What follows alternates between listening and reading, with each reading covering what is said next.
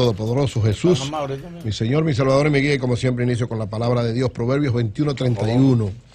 El caballo se alista para el día de la batalla, pero la victoria depende de nuestro Dios, del Señor. Siempre nos da fuerza para combatir y vencer. Miren, cuando Trump ganó la presidencia de Estados Unidos, durante todo el proceso de campaña, siempre decíamos que Donald Trump podía dar toda la sensación de lo que fuese y toda la popularidad y todo lo que sea, pero no encajaba dentro de la condición de un estadista. Un estadista, lógicamente, no todo el que llega a presidente en cualquier país del mundo es un estadista propiamente dicho, es decir, una persona que conoce el Estado, que domina las reglas fundamentales del Estado y sobre todo la forma de actuar de un presidente de la República. Un presidente no es un dios, evidentemente. El presidente es un ser humano igual que cualquiera de nosotros y por tanto va a cometer errores. Pero evidentemente que en su forma de actuar va a, de alguna manera, deslegitimar o no su propia condición como presidente. En todos los sitios del mundo, incluidos los Estados Unidos, un presidente con sus actuaciones, con su forma de proceder, con su forma de actuar y con su forma de hablar, de alguna manera influye en la imagen de él como estadista, del gobierno que él preside y del país que él dirige. Por eso hay que tener siempre un poco de cuidado. En cualquier sitio del mundo, un presidente tiene que tener mucho cuidado. ¿Qué ha pasado con Donald Trump? Donald Trump, lamentablemente, en varios momentos de su mandato, ha tenido enfrentamientos con personas donde él se pone en una categoría que no se corresponde con su investidura. Y usa un lenguaje como si él fuera un cualquiera, como si él fuera una persona cualquiera que está discutiendo con cualquiera, y evidentemente que eso hace que cada vez más uno entienda que lamentablemente, a pesar de que en términos económicos, porque así son las cosas de la vida, ¿verdad?, él hace una serie de actuaciones, tal vez dejándose dirigir por gente que sabe mucho técnicamente, digamos, de economía o de negocio, de una serie de cosas, y le ha dado resultado en un aspecto, en el sentido de que ha bajado el nivel de desempleo de los Estados Unidos, de alguna manera se ha fortalecido la economía, pero evidentemente que la imagen de él como estadista de Estados Unidos y en el mundo cada día se desmorona más y es afectada. Ahora está en una situación con quien fue una de sus principales asistentes, una señora de color negro llamada Omarosa Manigault Newman. Ella, que estuvo él tiene un programa, un tal show. Te explico. Él tenía un programa. Un tal show. El Aprendiz. Ajá. Era un reality show. Un reality show.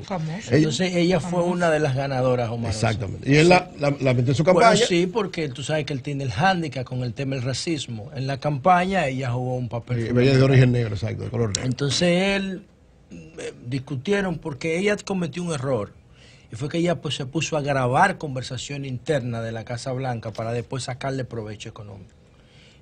Pero un buen motivo entonces, no se le diga perra. No. John Kelly la despidió. Lo que pasa es lo siguiente, ante un error de alguien usted no puede actuar de la misma manera. No, lo que le digo es calificado. O sea, evidentemente que ella cometió un error. ¿Cómo comete? Somos seres humanos, comete error, pensó otra cosa. Ahora, de ahí a un pero hay errores que se pueden excusar. No, hay un asunto. O sea, un presidente, alguien le cometió un error, ya el hecho por ese error pagó, fue despedida. Ahora, ustedes saben lo que es el presidente de la República, en este caso de los Estados Unidos, emitir esta declaración. Oigan esta declaración del presidente Donald Trump a propósito de esta señora. ¿Y tú la vas a reproducir? No la voy a decir. ¿Cómo? Cuando le das respiro a una loca y llorona delincuente, oye, y le das trabajo en la Casa Blanca, supongo que simplemente no funciona. Buen trabajo del general Kelly por echar rápidamente a esa perra. Eso está mal. Oye, ella puede, pero peor es verdad, fue repetirlo. despedida, cometió un error, pero el presidente actuar y... ¿Está peor que Trump repitiendo el error? No, porque quiero mostrar lo que... porque si lo eso digo no lo van a entender. O sea, lo tengo que leer ¿para qué? Para que se vea, porque eso es público, eso es un tuit que él publicó. Y además, lamentablemente es la forma de actuación de un presidente que ojalá, yo lo que quisiera, que el presidente encontrara a alguien, él no escucha a nadie, parece. Parece que en el lado económico y de políticas públicas sí parece que lo escucha, porque evidentemente le está dando resultados en una serie de elementos, son las, digamos, las dos caras de la moneda. Pero en términos de su actuación parece que no se deja llevar de nadie, porque primero no debe hablar así, mucho menos escribir así, pero mucho menos actuar así.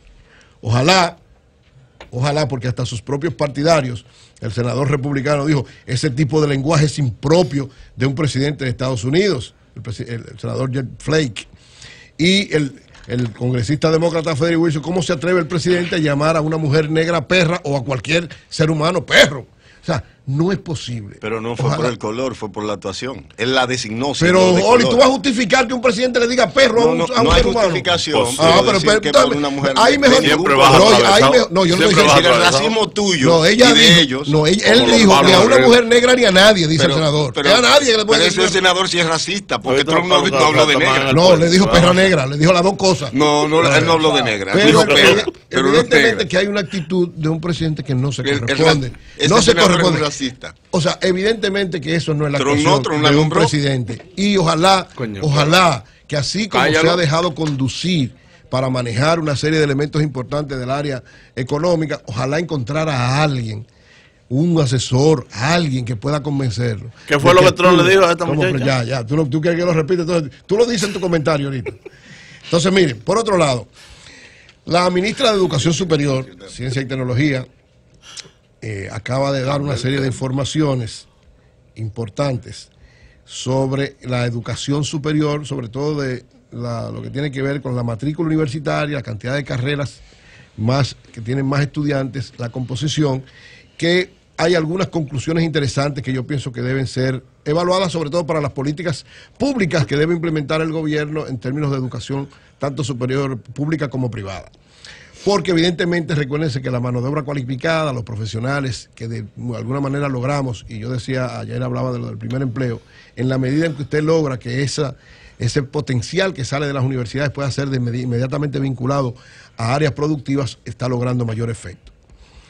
Decía Alejandrina Germán ayer que la población estudiantil universitaria en este momento en República Dominicana es de 598.799 alumnos en todas las universidades. De esa cantidad, atención Anibelka, de esa cantidad, el 63%, 381.221 son mujeres, y solamente el 36%, 217.579 son hombres.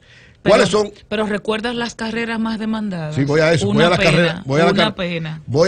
Ahí es que de alguna manera hay preocupación, pero evidentemente, según ella, por lo menos en el área tanto de la tecnología como del área de la educación ha habido un avance.